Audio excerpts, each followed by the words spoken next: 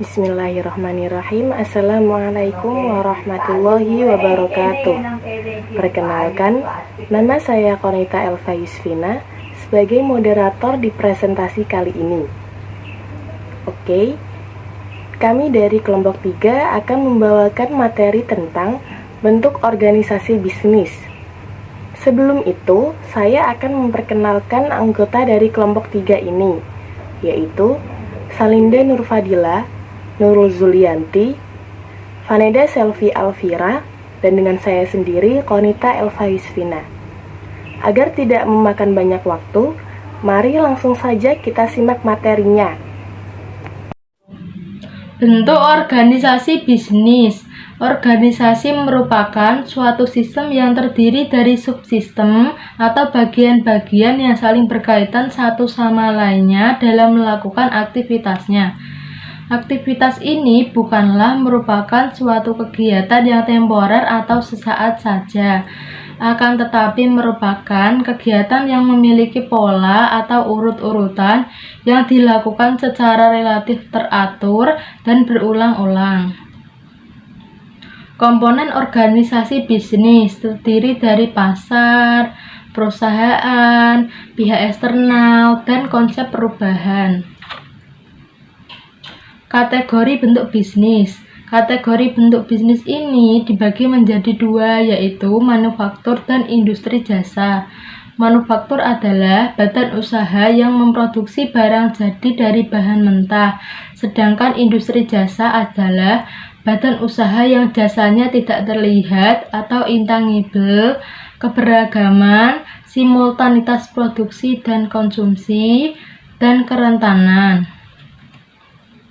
Bentuk organisasi bisnis adalah badan usaha swasta, contohnya 1. Perusahaan perseorangan, 2. Firma atau perserikatan, 3. Perseroan komanditer atau CV, 4. Perseroan terbatas atau PT, koperasi, badan usaha milik negara, dan bentuk yang lainnya seperti joint venture, trust, holding company, sindikat, kartel, dan yayasan. Badan usaha swasta. Badan usaha swasta adalah badan usaha yang pemiliknya berada di tangan individu atau swasta, di mana bentuk ini pada umumnya diasosiasikan sebagai bentuk badan usaha yang biasanya mencari keuntungan semata. Bentuk-bentuk badan usaha swasta. 1. Perusahaan perseorangan. Perusahaan perseorangan adalah usaha yang dimiliki, dikelola, dan dipimpin oleh seseorang yang bertanggung jawab penuh terhadap semua risiko dan aktivitas perusahaan. Pemisahan modal dari kekayaan pribadi pada perusahaan perseorangan dalam likuidasi tidak ada artinya, sebab semua harta kekayaan menjadi jaminan dari semua utang perusahaan. 2. Firma atau perserikatan.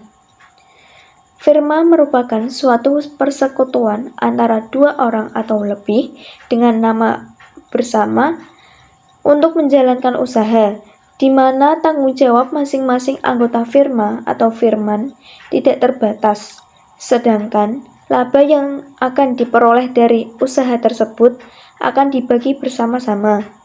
Demikian pula jika menderita kerugian akan dipikul bersama. Ketentuan mengenai firma ini diatur di dalam pasal 16 KUHD yang diperkuat dengan 16 dan 18 KUHP. 3. Perseroan komanditer atau CV. Perseroan komanditer atau disebut komanditer Venotscape atau CV dinyatakan menurut pasal 19 KUHD ialah suatu bentuk perjanjian kerjasama untuk berusaha bersama antara orang-orang yang bersedia memimpin, mengatur perusahaan, serta bertanggung jawab penuh dengan kekayaan pribadinya dengan orang-orang yang memberikan pinjaman dan tidak bersedia memimpin perusahaan, serta bertanggung jawab terbatas pada kekayaan yang diikutsertakan dalam perusahaan itu. Keanggotaan dalam CV yaitu sekutu pimpinan atau general partner, dan sekutu terbatas atau limited partner. 4. Perseroan terbatas atau PT. Perseroan terbatas atau sering disebut dengan Nameless Vennootschap atau NV adalah suatu persekutuan untuk menjalankan suatu perusahaan yang mempunyai modal usaha yang terbagi atas beberapa saham. Untuk mendirikan suatu PT diperlukan adanya akte notaris, antara lain nama PT, modal PT, dan sebagainya. Jenis-jenis PT ada PT tertutup, PT terbuka, PT publik, PT asing, perseroan terbatas negara atau persero, perusahaan negara umum atau perum, perusahaan jawatan atau perjan, dan perusahaan daerah atau PD. Koperasi. Koperasi merupakan suatu perkumpulan yang beranggotaan orang-orang atau badan-badan yang memberikan kebebasan masuk dan keluar sebagai anggota untuk bekerja sama secara kekeluargaan. Landasan dan pelaksanaan koperasi di Indonesia menurut Undang-Undang Nomor 12 Tahun 1967, yaitu A. Landasan ideal yaitu Pancasila, B. Landasan struktural yaitu Undang-Undang Dasar 1945, C. Landasan mental yaitu setia kawan dan kesadaran berpribadi. Prinsip koperasi yaitu A. Swadaya yang berarti harus didasarkan atas kekuatan sendiri. B. Swakerta artinya koperasi harus menghasilkan barang buatan Indonesia sendiri. C. Swasembada yang berarti melaksanakan usahanya didasarkan atas usaha bersama. Asas dan sendi dasar koperasi Indonesia menurut Undang-Undang Nomor 12 Tahun 1967, yaitu ada A. Asas kekeluargaan dan B. Asas gotong royong. Fungsi koperasi Indonesia yaitu A. Alat perjuangan ekonomi, B. Alat pendemokrasian ekonomi nasional, C. Salah satu urat nadi perekonomian nasional, dan D. Alat pembinaan insan masyarakat. Kemudian ada macam-macam koperasi. Macam-macam koperasi ada A. Koperasi konsumsi, ialah perkumpulan koperasi yang berusaha memenuhi kebutuhan hidup sehari-hari. Misalnya ada teh, kopi, beras, dan sabun. B. Koperasi produksi, ialah koperasi yang berusaha untuk menghasilkan barang atau jasa. Nama dari koperasi ini biasanya sesuai dengan jenis barang atau jasa yang dihasilkan. Misalnya koperasi produksi sepatu, batik, asuransi, dan lain-lainnya. C. Koperasi kredit atau koperasi simpan pinjam. Kegiatan koperasi ini adalah menerima simpanan atau tabungan dari para anggota dan memberikan pinjaman kepada anggota yang membutuhkan dengan bunga yang serendah-rendahnya. Kemudian ada D. Koperasi desa atau koperasi serba usaha. Usahanya meliputi berbagai macam segi ekonomi seperti bidang produksi, konsumsi, perkreditan, lumbung padi. Anggotanya adalah penduduk desa yang berkepentingan untuk memenuhi kebutuhan tersebut. E. Koperasi primer, yaitu koperasi yang anggotanya paling sedikit 20 orang. Daerah kerjanya meliputi satu desa atau beberapa desa yang cukup memiliki potensi ekonomi bagi perkembangan koperasi primer tersebut. F. Koperasi pusat, yaitu gabungan dari beberapa koperasi primer yang berhubungan dengan usahanya. Anggota koperasi pusat terdiri minimal 5 buah koperasi primer. Daerah kerjanya meliputi satu daerah tingkat 2 atau beberapa daerah tingkat 2. Kemudian ada G, gabungan koperasi, yaitu penggabungan dari beberapa koperasi pusat. Daerah kerjanya meliputi daerah tingkat 1 atau beberapa daerah tingkat 1. H, induk koperasi, yaitu penggabungan dari beberapa buah gabungan koperasi. Koperasi merupakan suatu kesatuan usaha ekonomi. Wilayah kerja induk koperasi seluruh Indonesia dan berpusat di ibu kota negara. Selanjutnya ada badan usaha milik negara atau yang sering disebut dengan BUMN.